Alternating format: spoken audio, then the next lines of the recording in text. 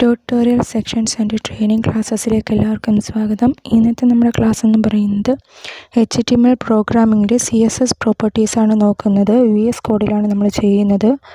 ഇത് നമ്മുടെ HTMLൻ്റെ മൂന്നാമത്തെ ക്ലാസ്സാണ്. കഴിഞ്ഞ 2 ക്ലാസ്സുകളും കാണാത്തവർ ആ 2 ക്ലാസ്സും കണ്ടതിന് ശേഷം ഈ ക്ലാസ് കാണുക. ഇനി നമുക്ക് VS കോഡ് ഇൻസ്റ്റാൾ ചെയ്യുന്നതും ഡൗൺലോഡ് ചെയ്യുന്നതും HTMLൻ്റെ ഫസ്റ്റ് പ്രോപ്പർട്ടീസ് എല്ലാം കഴിഞ്ഞ 2 ക്ലാസ്സുകളിൽ പറഞ്ഞിട്ടുണ്ട്.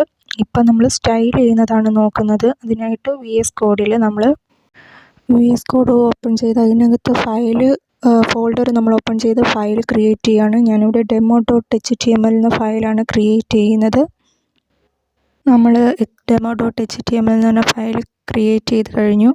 ഇതിനകത്ത് നമുക്ക് ഫസ്റ്റ് ആയിട്ടുള്ള കോഡുകളെല്ലാം വന്നിട്ടുണ്ട്. ഇനി നമ്മൾ നോക്കുന്ന CSS പ്രോപ്പർട്ടീസാണ്. CSS എന്ന് പറയുന്നത് നമ്മൾ HTML പേജിൽ സ്റ്റൈൽ കൊടുക്കാൻ ഉപയോഗിക്കുന്നതാണ്. CSSൻ്റെ full form cascading style sheets എന്നാണ്. ഇത് നമ്മൾ ഒരു പേജിന് കളറും അതിൻ്റെ ടെക്സ്റ്റിൻ്റെ ഫോണ്ട് സൈസും ഫോണ്ട് കളറും എന്തൊക്കെ സ്റ്റൈലിൽ നമുക്ക് കൊടുക്കാൻ പറ്റുന്നോ അതെല്ലാം കൊടുക്കാനാണ് CSS ഉപയോഗിക്കുന്നത്. CSS 3 ടൈപ്പാണുള്ളത്: ഇൻലൈൻ, ഇൻറ്റേർണൽ, എക്സ്റ്റേർണൽ. ഇത് നമുക്ക് 3ഉം ചെയ്ത് നോക്കാം. ആദ്യത്തത് ഇൻലൈൻ ആണ്. ഇൻലൈൻ എന്ന് പറയുന്നത് സ്റ്റൈൽ ആട്രിബ്യൂട്ട് HTML എലമെൻറ്റ്സിൽ ഉപയോഗിച്ചിട്ടാണ് ഇൻലൈൻ CSS നമ്മൾ ചെയ്യുന്നത്. രണ്ടാമത്തത് ഇൻറ്റേർണൽ. അത് സ്റ്റൈൽ ടാഗ് ഉപയോഗിച്ചാണ് ചെയ്യുന്നത്. നമുക്ക് ഇൻലൈൻ CSS ചെയ്ത് നോക്കാം. ആദ്യമായിട്ട് H1 ടാഗിനകത്ത് ഹലോ വേൾഡ് നമ്മൾ കൊടുത്തു. അത് നമുക്ക് റൺ ചെയ്ത് നോക്കാം. സേവ് ചെയ്തിട്ട് എന്താണ് ഔട്ട്പുട്ട് വരുന്നതെന്നുള്ളത്.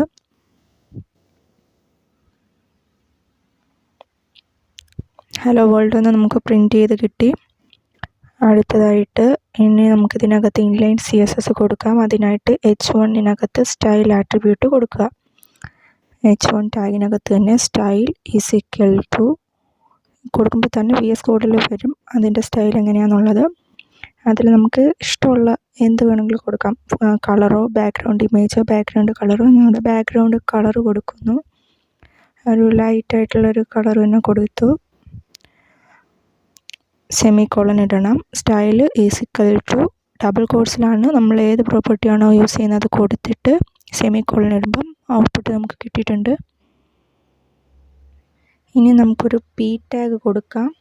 P ടാഗിൽ ഞാനിവിടെ ലോറം 10 എന്ന് കൊടുത്താൽ ലോറത്തിൻ്റെ 10 വേർഡ്സ് വരും. ലോറത്തിൻ്റെ സ്പെല്ലിങ് കറക്റ്റായിരിക്കണം. അപ്പോൾ നമുക്ക് കറക്റ്റായിട്ട് എത്ര വേർഡ്സ് 10 വേണോ 30 വേണോ എത്ര വേണമെങ്കിലും വരാം. നമുക്ക് സിമ്പിളായിട്ട് ചെയ്യാൻ പറ്റുന്ന ഷോർട്ട് കട്ടുകളാണ് VSൽ. ഇതിനകത്ത് നമ്മൾ സ്റ്റൈലിങ് കൊടുക്കുകയാണ്. ഡബിൾ കോട്ട്സിൽ ബാക്ക്ഗ്രൗണ്ട് കളർ തന്നെ കൊടുക്കുകയാണ്.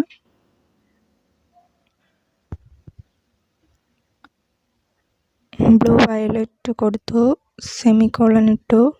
സേവ് ചെയ്തു. റൺ ചെയ്ത് നോക്കുമ്പം നമുക്ക് ഔട്ട്പുട്ട് P ടാഗിൽ വരും. വന്നിട്ടുണ്ട്.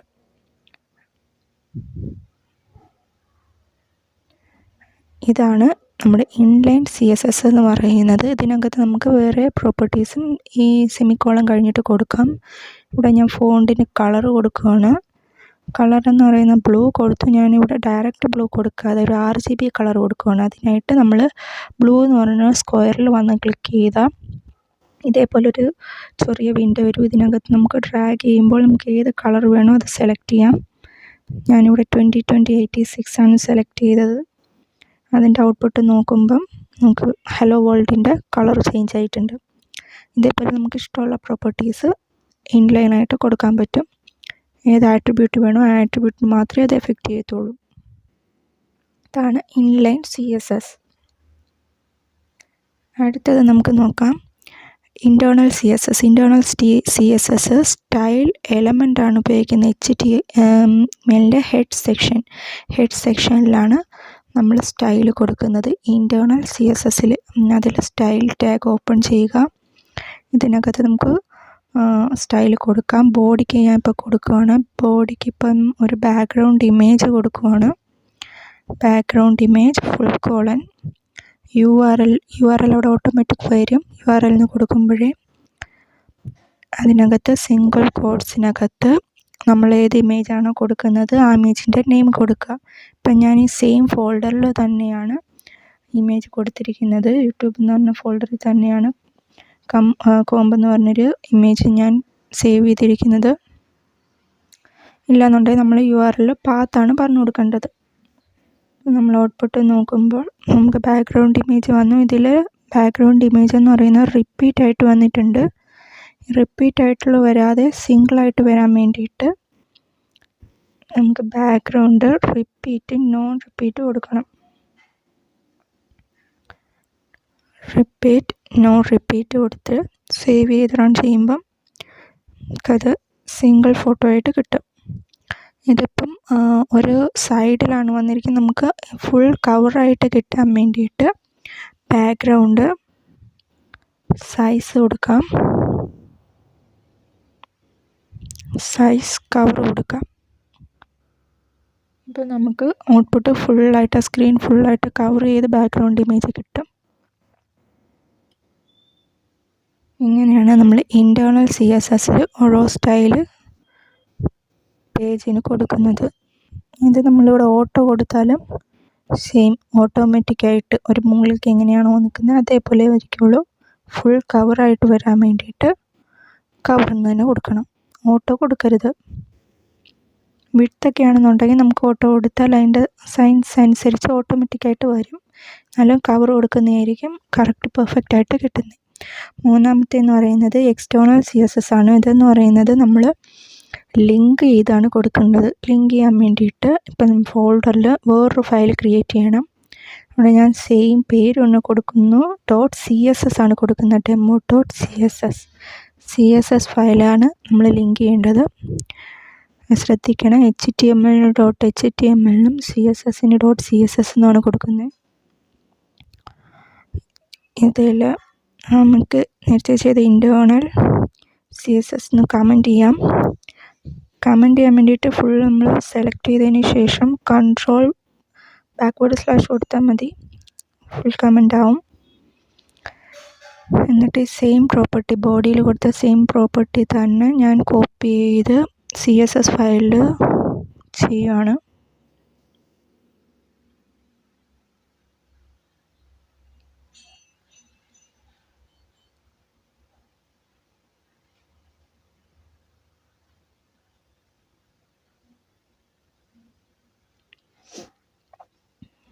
സെയിം പ്രോപ്പർട്ടി തന്നെ കോപ്പി ചെയ്ത് പേസ്റ്റ് ചെയ്തു, സേവ് ചെയ്തു.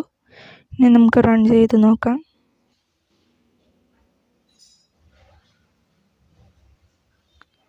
വന്നിട്ടില്ല ഔട്ട്പുട്ട്. എന്തുകൊണ്ട് വന്നിട്ടില്ല? അതിനകത്ത് പറഞ്ഞിരുന്നു നമ്മൾ CSS ഫയൽ HTML ഫയലുമായിട്ട് ലിങ്ക് ചെയ്യണമെന്ന് പറഞ്ഞിരുന്നു. എക്സ്റ്റേണൽ CSSൽ ലിങ്ക് ചെയ്തില്ലെങ്കിൽ നമുക്ക് CSS ഫയലിൽ എന്ത് പ്രോപ്പർട്ടി കൊടുത്താലും അത് ഔട്ട്പുട്ടിൽ കാണിക്കില്ല.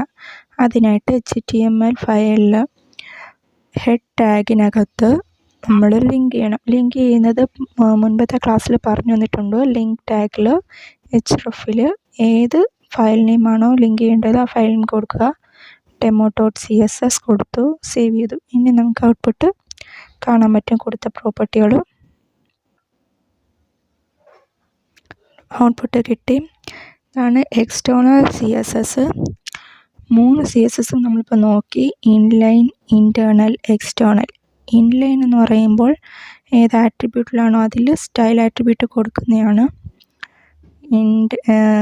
എക്സ്റ്റേണൽ എന്ന് പറയുന്നത് എക്സ്റ്റേണലായിട്ടൊരു CSS ഫയൽ ക്രിയേറ്റ് ചെയ്തിട്ട് അതിൽ കൊടുക്കുന്നതാണ്. ഇതിൽ നമുക്ക് വേറൊരു ടാഗ് h1 ടാഗിൽ പ്രോപ്പർട്ടി കൊടുത്ത് നോക്കാം. h1 ടാഗിൽ ബാക്ക്ഗ്രൗണ്ട് കളറും കൊടുത്തിട്ടുണ്ട്. നമുക്കൊരു ഫോണ്ട് ഫാമിലി കൊടുത്തു നോക്കാം. ഞാൻ ടൈംസ് ന്യൂ റോമൻ കൊടുത്തു. ഓൾറെഡി ഇപ്പം നമ്മൾ h1ലും 2 പ്രോപ്പർട്ടി കൊടുത്തിട്ടുണ്ട്. അത് റൺ ചെയ്യുമ്പോൾ കണ്ടോ സെയിം തന്നെയാണ് നമ്മൾ കൊടുത്തിരിക്കുന്നത്. അതുകൊണ്ടാണ് എഫക്റ്റ് കാണാത്ത. വേറൊരു ഫാമിലി കൊടുത്തു നോക്കാം.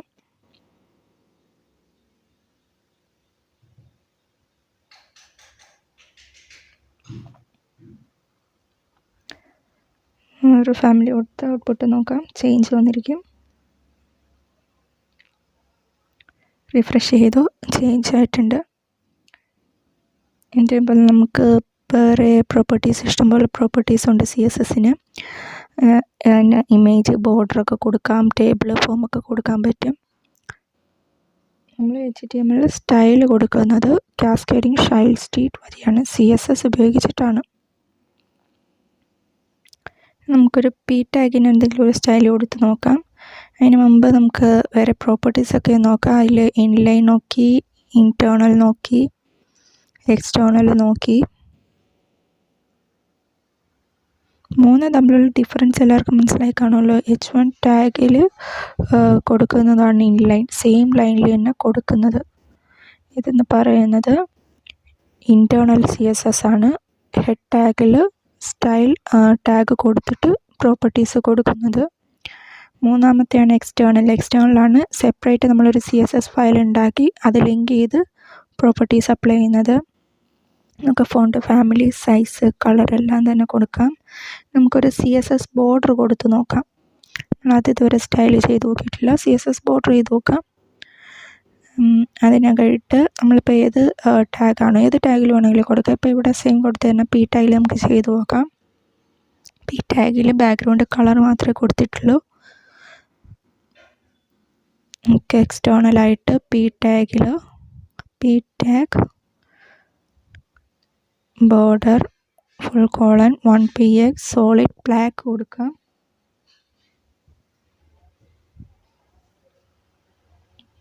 എക്സ്റ്റേർണൽ പ്രോപ്പർട്ടീസ് കഴിഞ്ഞ് സെമി കോളൻ ഇടാൻ മറക്കരുത്, അത് എററായിട്ട് കാണിക്കും.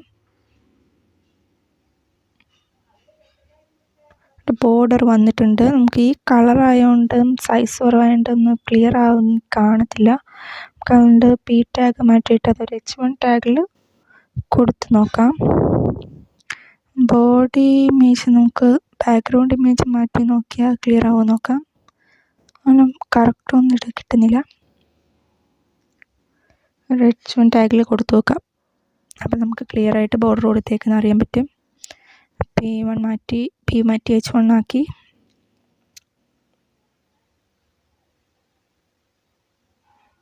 ഓക്കെ, അതിൽ നമുക്ക് ബോർഡർ ചേഞ്ച് ചെയ്ത് കാണാമല്ലോ.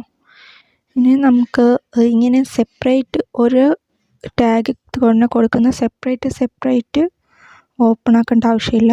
ഒരൊറ്റ ബ്രാക്കറ്റിൽ തന്നെ നമുക്ക് പ്രോപ്പർട്ടീസ് എല്ലാം കൊടുക്കാവുന്നതാണ്. ചേഞ്ച് ഒന്നും വരത്തില്ല, സെയിം തന്നെയാണ്. ഒരു ടാഗിൽ ഏതൊക്കെ പ്രോപ്പർട്ടി കൊടുക്കുക അതെല്ലാം ഒറ്റ ബ്രാക്കറ്റിൽ തന്നെ നമുക്ക് കൊടുക്കാവുന്നതാണ്. ഇത്രയാണ് 3 CSS പ്രോപ്പർട്ടീസ് എന്ന് പറയുന്നത്. എല്ലാവർക്കും മനസ്സിലായെന്ന് വിചാരിക്കുന്നു. എന്തെങ്കിലും ഡൗട്ട് ഉണ്ടെങ്കിൽ കമൻറ്റിൽ ചോദിക്കാം.